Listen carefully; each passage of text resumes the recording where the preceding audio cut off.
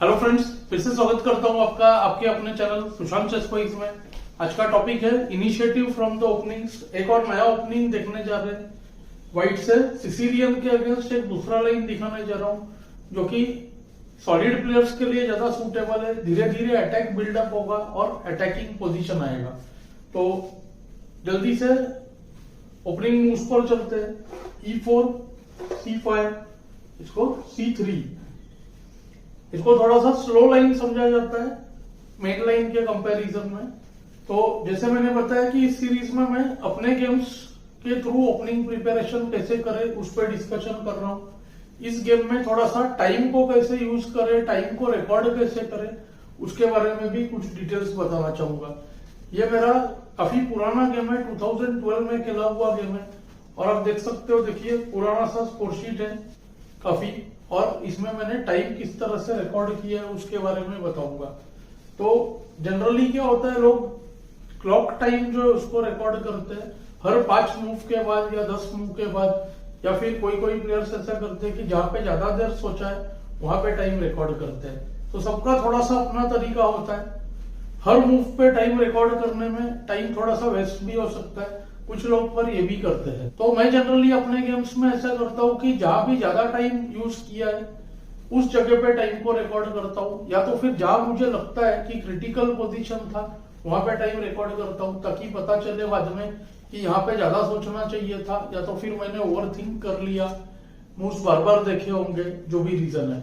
तो मैं उल्टा काउंट डाउन करता हूँ, मतलब जो टाइम कंज्यूम किया है उसको लिखता हूँ। जैसे कि इस पोजीशन में जब ओपोनेंट ने C5 खेला तो इसके बाद मैंने उसके मूव के बाद 0.07 यानी 7 मिनट यूज किया, ये लिखा है। तो इससे इस डेटा से पता क्या चलता है, अभी मुझे याद तो नहीं होगा इतना पहले क्या हुआ था, पर थोड़ा सा आइडिया आ जाता है तुरंत कि ओपोनेंट 5-6 मिनट तो लेट ही आया था, या तो ओपोनेंट ने 7 मिनट सोचा था इस पोजीशन में। ये चीज थोड़ा सा याद होने का चांस बढ़ जाता है। तो ओपोनेंट ने यहाँ पे जो है 5-1 मिनट लेट आया था, उसने थोड़े पीसेस एडजस्ट किए और फिर उसने C5 खेला। तो मैं C3 खेलता था तब उस टाइम पे, और ज्यादातर मैं C3 ही खेलता हूँ। तो मेन आइडिया क्या है, थोड़ा सा लाइन्स अटैकिंग बनाने की कोशिश करता हूँ। दिखने में स्लो है, ब्लैक मेनली D5 या NF6 ये 2 मूव्स करता है। आगे चल के धीरे धीरे हम सभी लाइन्स इसके कवर करेंगे।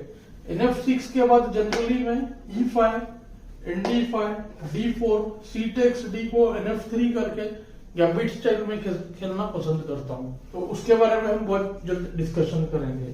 अभी मैं अपने गेम्स के थ्रू इस ओपनिंग का थियरी और बेसिक्स को क्लियर करने की कोशिश कर रहा हूं। इस गेम में ब्लैक ने D5 खेला, उसको E takes D5, Queen takes D5, D4। White को सेंटर पे कंट्रोल चाहिए था तो D4 से वो मिल गया। अक्सर ब्लैक CD करके व्हाइट को आइसोलेटेड पॉन दे देता है। तो अब जानने की कोशिश करते हैं ये ओपनिंग को चूज करने के पीछे रीजन क्या है। देखिए 2 रीजन है। एक तो एकदम स्टैंडर्ड पोजीशन जो queen's gambit declined, queen's gambit accepted, Caro Kann, पेनोपोटोनिक अटैक, इन सारे पोजीशंस में आइसोलेटेड क्वीन पॉन का पोजीशन आता है। तो आइसोलेटेड पॉन होने से बेनिफिट क्या होता है, E और C5 ओपन मिलेंगे, दोनों बिशप्स देखिए व्हाइट के ओपन है, तो एक्टिविटी मिलता है और जल्द उस एक्टिविटी को हम किंग साइड अटैक में कन्वर्ट करने की कोशिश कर सकते हैं। तो आज का जो डिस्कशन है वो D4 पॉइंट पे ब्लैक प्रेशराइज करता है। यहाँ पे C6 खेला, D4 पे अटैक, NF3, और उसने BG4 खेला। CD BG4 भी कर सकते हैं, उसको भी BE2 आएगा। बस CD रोकने के पीछे रीजन ये है कि नाइट को C3 पे जगह न देना। तो इस गेम में ब्लैक ने BG4 खेला, BE2, और उसने अब CD करके ट्रांसपोज ही कर दिया। फॉर एग्जाम्पल यहाँ पे अगर E6 खेले ब्लैक, तो व्हाइट के पास 2 आइडियाज होता है। जब बिशप अंदर होता है C8 पर, तब NF6 होता है उसके जगह, वो एक दूसरा स्टैंडर्ड पोजीशन है, उसके बारे में ऑफकोर्स बताऊंगा मैं आगे चल के। दूसरा, इस ओपनिंग का एक मेजर रोल है मेरे ओवरऑल गेम डेवलपमेंट में, कि अटैक को बनाने में यूज हुआ, और इसी के वजह से मुझे लगता है शायद मेरा एक ओनली IM नॉर में वो मैं बना पाया इस लाइन को यूज करते हुए। तो अब आप देखेंगे कि D4 का प्रेशर है और C3 पे नाइट आ नहीं रहा है, तो यहाँ पे व्हाइट BE3 कर सकता है, जिससे होता क्या है कि DC का थ्रेट बनता है। DC बिशप C5 को क्वीन D5 में C5 का बिशप चला जाएगा, तो CD करना पड़ेगा, उसको CD4, और फिर नाइट को C3 पे जगह मिल जाएगा। हाँ, बिशप थोड़ा सा E3 पर पैसिव है, लेकिन C5 का यूज कर सकता है, क्वीन A4 जा सकती है, तो पोजीशन व्हाइट का थोड़ा सा बेटर है। तो इस गेम में ब्लैक ने तुरंत C takes D4 किया E6 के बदले में। और जैसे कि पहले भी मैंने कुछ केसेस में बताया, यहाँ पे BF3 QD4 करना पॉसिबल नहीं है, क्योंकि बिशप C6 चेक में क्वीन D4 फ्री चली जाएगी। तो ब्लैक E6 करता है, NC3 BB4, और यहाँ पे कैसल कर सकते हैं, और दूसरा मूव है H3 कर सकते हैं। इस गेम में मैंने H3 खेला, कैसल थोड़ा ज्यादा स्टैंडर्ड होगा। बिशप को फोर्स किया कि F5 H5 या F3, इन तीनों में से एक को चूज करने के लिए। आप देख सकते हो क्वीन H5 इतना अच्छा नहीं है, क्योंकि castle BH3 GH3 queen H3 के बाद ये B4 का बिशप यहाँ होता तो भी कोई सेंस बनता। इस केस में बिल्कुल भी अटैक नहीं बनेगा, नाइट E5 या नाइट H2 हो सकता है। तो ब्लैक ने BH5 किया, कैसल से क्वीन अटैक्ड है, तो अब दो ऑप्शन है, अगर क्वीन को मूव करें तो क्वीन D6 करने से नाइट E4 या नाइट B5 हो सकता है, तो क्वीन A5 करना पड़ेगा, नहीं तो फिर बिशप C3 BC करके बिशप दे देना पड़ेगा। व्हाइट के पास बिशप पेयर होगा, बदले में C पॉन थोड़ा सा वीक है, बैकवर्ड पॉन ओपन फाइल पर है, लेकिन व्हाइट का आप देख सकते हो C4/4 आ रहा है। तो यहाँ पे NF6 को एक तो देखिए BA3 से कैसल स्टॉप कर सकते हैं, और NE7 करने पर चॉइस है C4 करके B2 करके बिशप को एक्टिव रखे।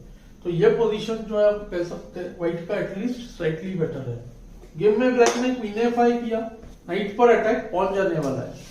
इस मूव तक मेरे 16 मिनट्स कंज्यूम हुआ है, क्योंकि कंसिस्टेंटली मैंने टाइम यूज किया है। तो यहाँ पे मैंने लिखा, क्योंकि ऑलरेडी 16 मिनट हो चुके हैं 11 मूव्स के लिए, तो इससे पता क्या चलता है, ये मेरा सब कुछ थियरी के हिसाब से चल रहा है। मैंने सिर्फ क्रॉस चेक करने के लिए 1-1 मिनट लिया है कि इस लाइन में आगे आइडिया क्या होता है। जनरली ग्रैंड मास्टर्स क्या कहते हैं, अगर कोई लाइन हमें पता हो तो हमें जस्ट ओपोनेंट जब सोच रहा है उसके टाइम में अपने जो ऑप्शंस है हमें पता है, उसको सोच के प्लान को एक बार याद करना चाहिए। तो उसके लिए जो 1 मिनट लगता है पर मूव लगभग उतना ही लिया है। ओपोनेंट का आप देख सकते हैं, उसने भी लिया लगभग 18 मिनट्स, देखिए उसमें से 7 मिनट तो वो लेट था, तो वो भी रीजनेबली फास्ट खेल रहा है। तो ओपोनेंट को भी मेरे ख्याल से थियरी पता ही था। यहाँ पे मैंने खेला A3, स्टैंडर्ड नॉन पोजीशन है, आप देख सकते हो।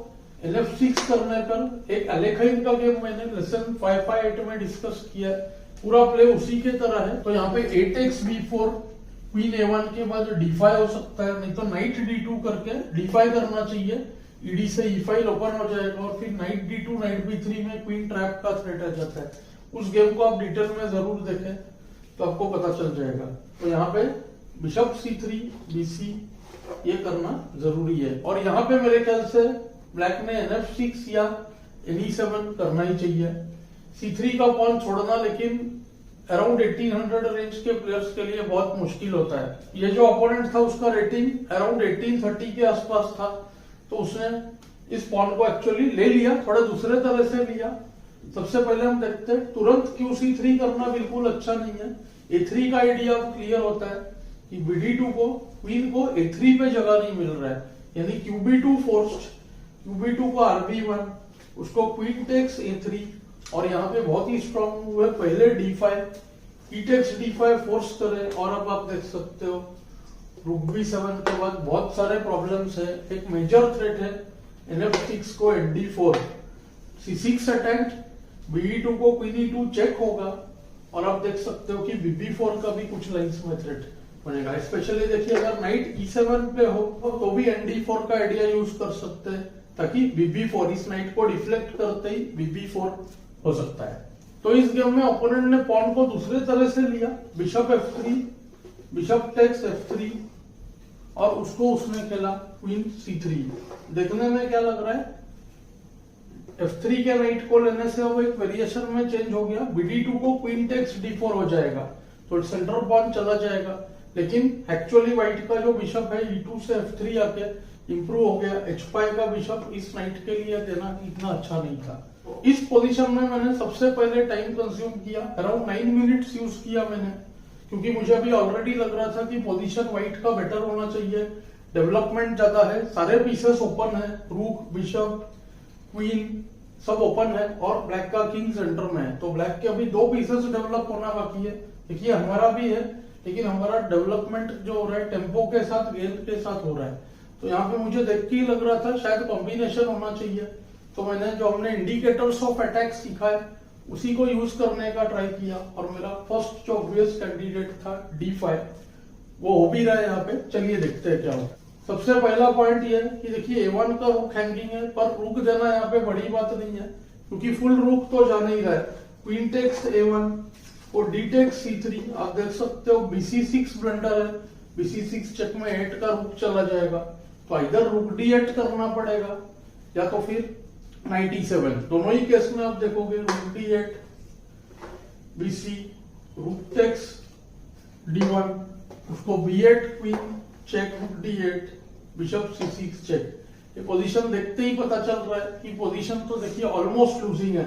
यहाँ पे KE7 को BG5 में हम क्वीन A7 चेक करते हुए उसका क्वीन भी ले सकते हैं फ्री में। बस एक पॉन लेने की वजह से देखिए स्लो ओपनिंग में से पोजीशन जो है कितना शार्प हो गया और टैक्टिकल बन गया। ब्लैक ने खेला रुक D8, डेवलप किया पीस, रुक सेंट्रलाइज किया, ब्लैक के 3 पीसेस सेंटर में है, और अब ऐसा लग रहा है कि D5 का पॉन फ्री चला जाएगा NF6 आके इस पिन के वजह से। पर आप देख सकते हो जैसे मैंने बताया अभी यहाँ पे भी व्हाइट का जो इनिशिएटिव है बहुत ज्यादा है, बस रुक हैंगिंग है, यही प्रॉब्लम लग रहा है पोजीशन में, अदरवाइज पोजीशन तो क्लोज टू विनिंग है।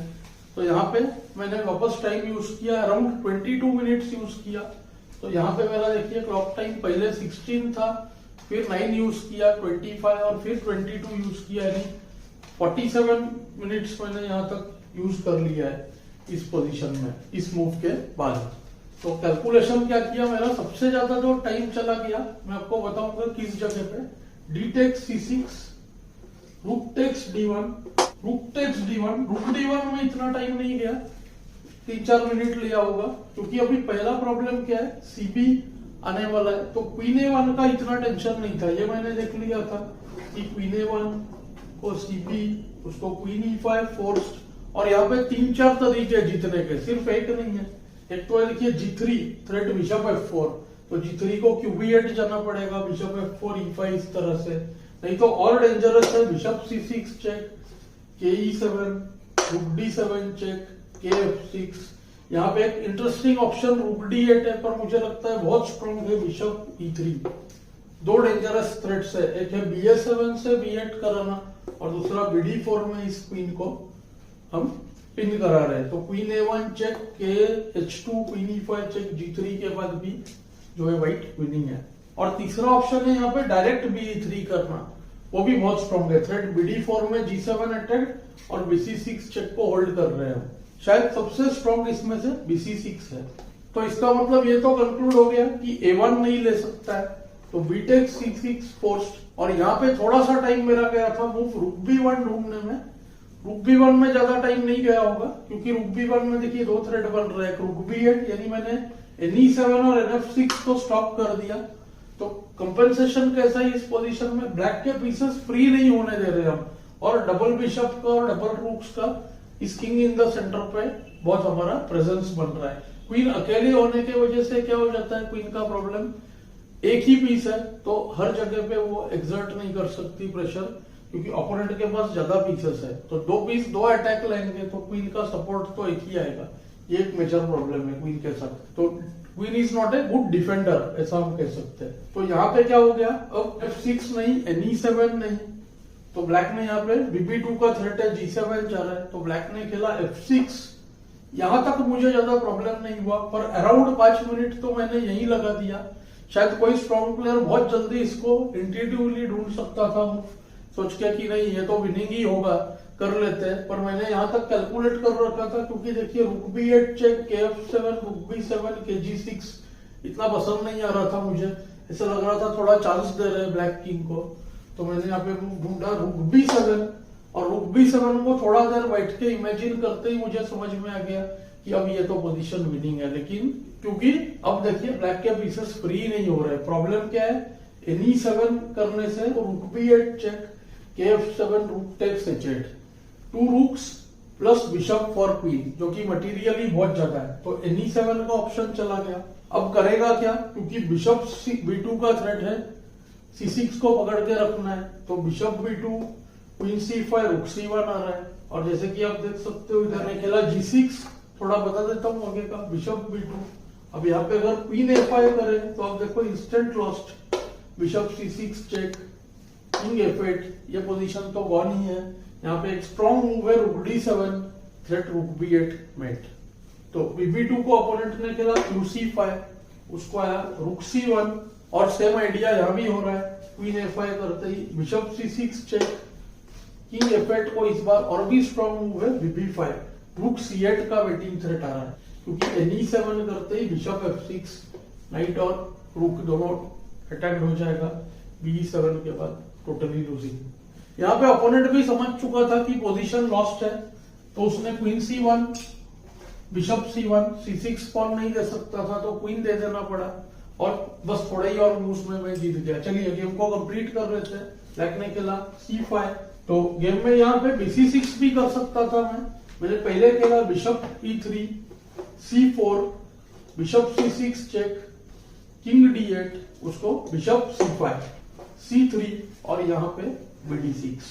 आप देख सकते हो कि ब्लैक किंग वेटिंग नेट में फंस चुका है, अब कोई डिफेंस ही नहीं है। उसने खेला ओनली मूव NE7, रुक B8 को NC8 आ रहा है, तो BE7 चेक, KC8, उसको BD6, और यहाँ पे रिजाइन किया क्योंकि रुक B8 का वेट बच ही नहीं रहा है। तो गेम के एंड में मेरा जो टाइम था वो 53 मिनट्स यूज हुआ था, और अपोनेंट का 38 मिनट्स ही यूज हुआ था, क्योंकि उसको बाद में पता चल चुका होगा कि पोजीशन लूजिंग है। तो मुझे उम्मीद है आपको ये सिसिलियन के अगेंस्ट जो अलापिन वेरिएशन है ये पसंद आया होगा। मुझे कमेंट्स में जरूर बताएं। Thanks for your time.